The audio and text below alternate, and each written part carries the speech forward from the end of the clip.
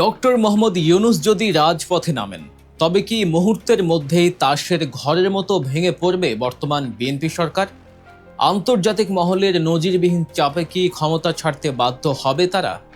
জুলাই বিপ্লবের চেতনাকে হাইজ্যাক করে যারা আজ ক্ষমতার মসনদে বসেছেন তাদের বিদায় ঘণ্টা কি তবে বাজতে শুরু করলো?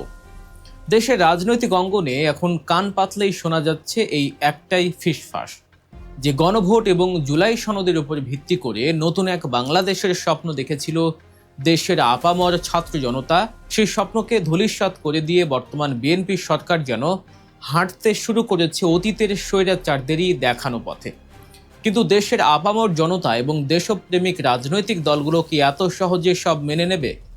পরিস্থিতি যেদিকে এগোচ্ছে তাতে বর্তমান সরকারের সামনে এক ভয়াবহ অশনি সংকেত অপেক্ষা করছে। গণভোটের রায় এবং জুলাই সনদ বাস্তবায়নের দাবিতে দেশের রাজপথ এখন উত্তপ্ত। প্রথমবারের মতো রাজপথে নেমেছে 11 দলীয় জোট, আর এই জোটের একেবারে সামনে সারিতে থেকে নেতৃত্ব দিচ্ছে বাংলাদেশ জামায়াত ইসলামী। বাইতুল মোকাররমের উত্তর গেট থেকে শুরু হওয়া এই বিক্ষোভ যেন বর্তমান সরকারের ভিত নাড়িয়ে দিয়েছে। কিন্তু এই আন্দোলনের সবচেয়ে বড় চমক বা তুরুপের তাসটির সামনে এনেছেন এনসিপি এবং 11 দলের জোটসঙ্গী নেতা নাহিদ। তিনি সরাসরি এক সাহসী এবং যুগান্তকারী আহ্বান জানিয়েছেন। তিনি নোবেলজয়ী অর্থনীতিবিদ ডক্টর মোহাম্মদ ইউনূসকে এই বিএনপির বিরুদ্ধে রাজপথে নেমে আসার ডাক দিয়েছেন।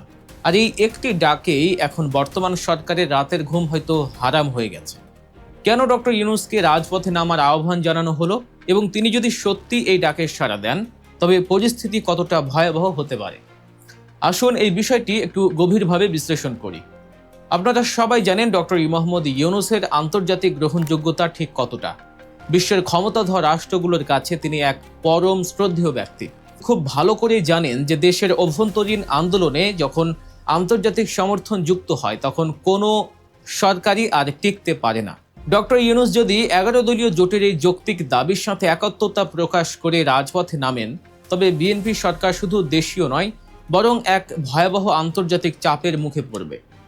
বিশ্লেষকরা বলছে ডক্টর ইউনূস রাজপথে দাঁড়িয়ে জুলাই সনদ বাস্তবায়নের দাবি যদি জানায় আর সেই ছবি যদি আন্তর্জাতিক গণমাধ্যমে প্রচার হয়, আমেরিকা, ইউরোপিয়ান ইউনিয়ন থেকে শুরু করে মানবাধিকার সংস্থাগুলো মুহূর্তের মধ্যেই নড়েচড়ে বসবে।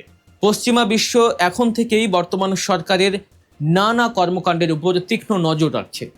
ডক্টর ইউনূসের মতো একজন বিশ্ববরেণ্য ব্যক্তিত্ব যদি বলেন যে এই সরকার জনগণের ম্যান্ডেট চুরি করেছে তবে পশ্চিমা বিশ্ব কি চুপ করে বসে থাকবে? কখনোই না। তখন স্যাংশন বা নিষেধাজ্ঞার মতো খড়গ নেমে আসতে পারে, যা আমরা গত স্বৈরাচারী শাসন আমলে দেখেছি। বন্ধ হয়ে যেতে পারে বৈদেশিক ঋণ ও সাহায্য। আন্তর্জাতিকভাবে সম্পূর্ণ একঘরে হয়ে পড়তে পারে বর্তমান বিএনপি সরকার। আর এই কূটনৈতিক ও অর্থনৈতিক চাপের মুখে পড়ে ক্ষমতা ছেড়ে পালানো ছাড়া তাদের আর কোনো উপায় থাকবে না।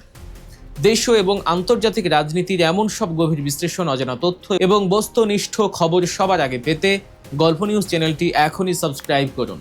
আপনাদের সমর্থনই আমাদের সত্য বলার সাহস যোগায়।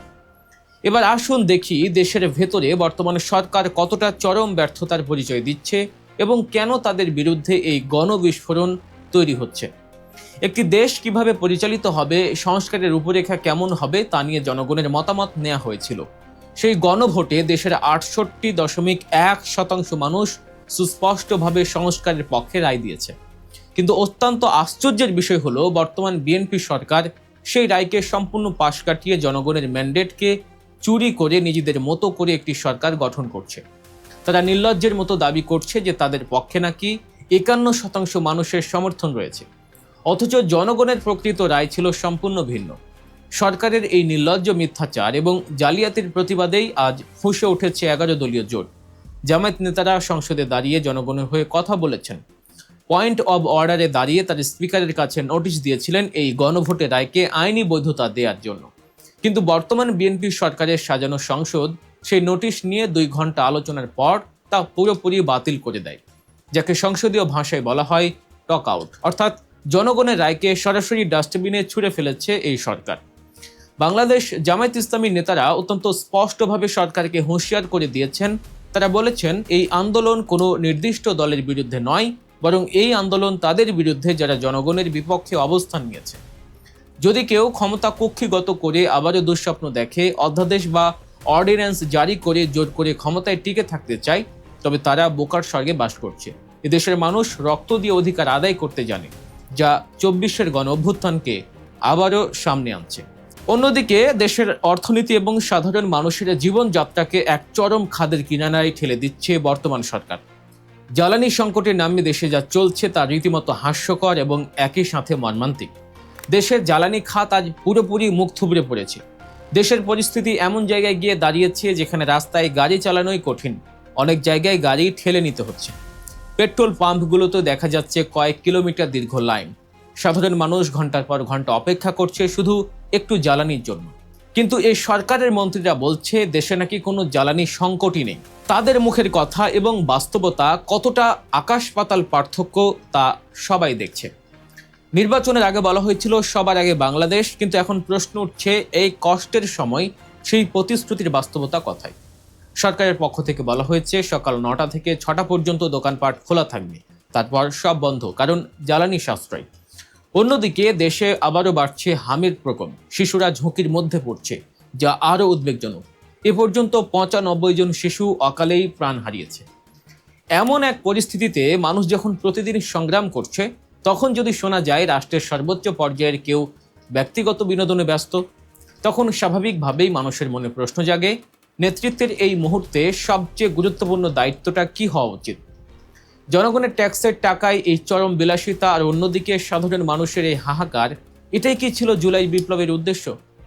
সবচেয়ে ভয়াবহ বিষয় হলো নিজেদের এই চরম অর্থনৈতিক ব্যর্থতা ঢাকতে সরকার দেশের ভবিষ্যৎ প্রজন্মের শিক্ষা ব্যবস্থার উপর কোপ মেরেছে। সরকার ঘোষণা দিয়েছে জ্বালানি সাশ্রয়ের জন্য সপ্তাহে 3 দিন স্কুল বন্ধ রেখে অনলাইনে ক্লাস করাবে।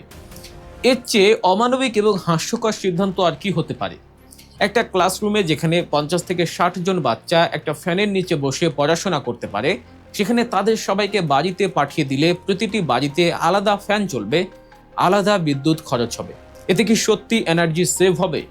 জামায়াত নেতারা অত্যন্ত যৌক্তিকভাবে এই প্রশ্ন তুলেছেন যে রাষ্ট্রের সবকিছু যদি অচল হয়েও যায়, তবুও সবার শেষে গিয়ে কোপ করা উচিত শিক্ষা ব্যবস্থায়। কিন্তু এই সরকার সবার আগে শিশুদের স্কুলে বন্ধ করে দিয়ে মূলত দেশের ভবিষ্যৎকে ধ্বংস করার এক গভীর ষড়যন্ত্রে লিপ্ত হয়েছে, এমনটাই দাবি করছে জামায়াত নেতারা। দেশের মানুষ বুঝতে পারছে যে তারা যেই ফ্যাসিবাদকে হটিয়েছিল, বর্তমান বিএনপি সরকার ঠিক একই রূপে আবির্ভূত হয়েছে। এই কারণেই আজ রাজপথের আন্দোলনে নতুন মাত্রা যোগ হয়েছে।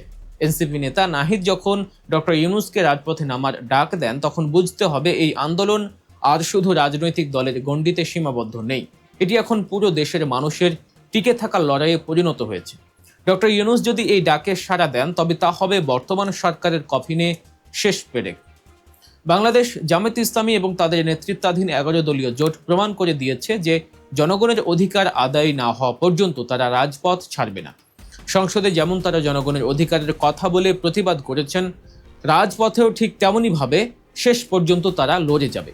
বর্তমান সরকার যদি অবিলম্বে জনগণের গণভোটের রায় মেনে না নেয় এবং জুলাই সনদ বাস্তবায়ন না করে, তবে দেশীয় ও আন্তর্জাতিক চাপের মুখে তাদের পতন হতে পারে অত্যন্ত মর্মান্তিক, এমনটাই বলছে বিশ্লেষকরা।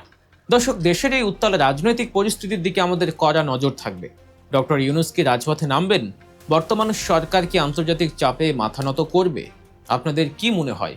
অবশ্যই কমেন্ট করে জানাবেন।